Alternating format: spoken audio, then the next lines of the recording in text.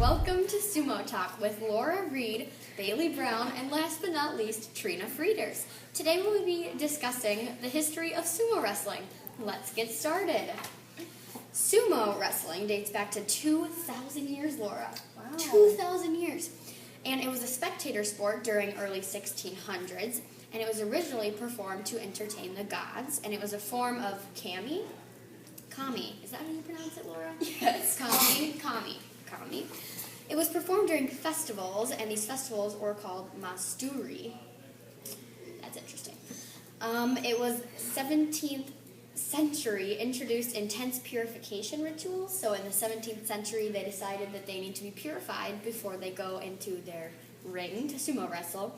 And it was symbolized in lots of Shinto ways, and it was a match to the death. So, and no weapons were involved. It's pretty interesting, Laura. It is. All right. Well, Laura, will you please tell us the Shinto symbolism, please? All right, there was lots of Shinto symbolism. The clay that covered the dohyo itself was a symbol of purity. The canopy above the ring, which was called the yakata, fun word, isn't it, Bailey, is made in the same style of Shinto shrine roofs. 4 tassels on each corner of the canopy represent the 4 seasons: white for autumn, black for winter, green for spring, and red for summer. Oh, wait, Laura. Those tassels are also on the clothing that they wore, correct? You're right. Yes, the 4 tassels. Zigzag folded strips of paper. There is purple bunting around the roof, which symbolized the drifting of clouds and rotation of seasons. And the referee, the gyoji, resembles a Shinto priest. And last, kelp, cuttlefish, and chestnuts were placed around the ring for safety. Why would it be safe if they're killing each other? I don't know.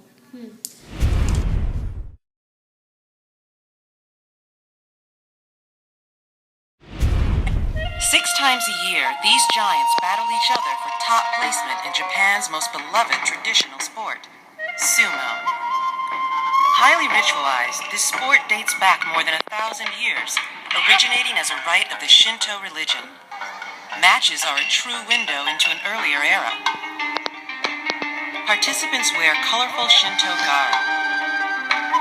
Stomping drives evil spirits from the ring, while tossing sacred salt appeases the Shinto gods before the ring is sullied by the wrestler's presence. What's surprising about sumo is the sheer size of the wrestlers. A traditional diet that includes chankonabe, a stew made from fatty meats, cabbage, eggs, and bean sprouts, helps them bulk up. Entering the ring, girth is advantageous. The rules are simple: knock your opponent down or out of the ring. Wrestlers slam, slap, and toss opponents into submission. It usually lasts less than a minute. Sumo wrestlers belong to stables, which function like clubs and are where they learn the finer points of sumo from experienced mentors.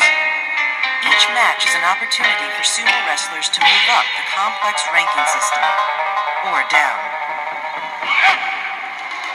At the top are the yokozuna, or grand champions. In the ring, they are distinguished by the large ropes around their waists. A match like this is a feast for the fans.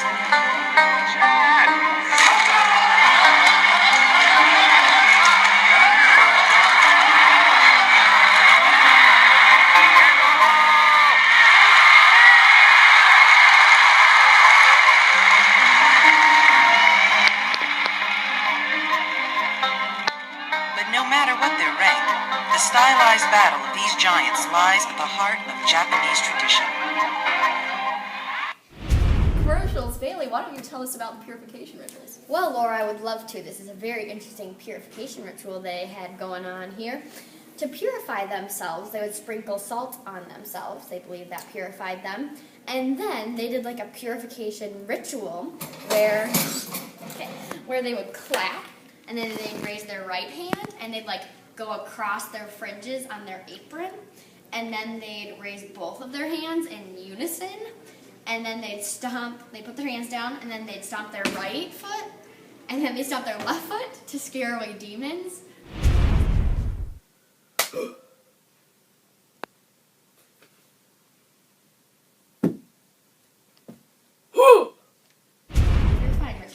go into the ring to fight. Yep. All right, what about their clothing? This was also very, very interesting, Laura. Their clothing, or their apron, was called a mawashi, and their mawashi was a piece of cloth that they would wear, and it had 5 white zigzag folded strips of paper in the front, and these are also at the entrance of Shinto shrines. And there are also twisted strings tucked into the belt, and they represent the sacred strings in front of the Shinto shrines. Can't say that. But these 4 strings represented the 4 seasons, like you're talking about earlier. What were those 4 seasons? I believe it was black for winter, green for spring, red for summer, and white for fall. You are correct, Laura. Ding, ding, ding. All right. Well, that wraps it up.